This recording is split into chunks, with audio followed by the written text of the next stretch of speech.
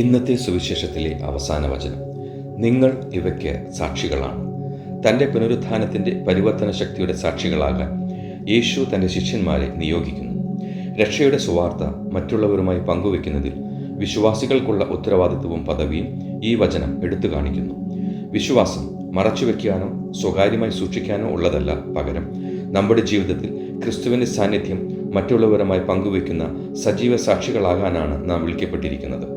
എൻ്റെ നല്ല ഈശോയെ, അങ്ങയുടെ കൃപ കാണാനും അനുഭവിക്കുവാനും മറ്റുള്ളവരെ പ്രേരിപ്പിക്കും വിധം എൻ്റെ ജീവിതം ക്രിസ്തുവിൻ്റെ സത്യവും സ്നേഹവും പ്രതിഫലിപ്പിക്കുവാനുള്ള പ്രവർത്തനത്തിലേക്കുള്ളൊരു ആഹ്വാനമാണെന്ന് എന്നെ പഠിപ്പിക്കണമേ.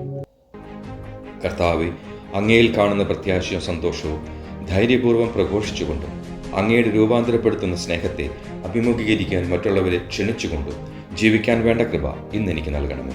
പിതാവിൻ്റെയും പുത്രൻ്റെയും പരിശുദ്ധാത്മാവിൻ്റെയും നാമത്തിൽ ആമേൻ.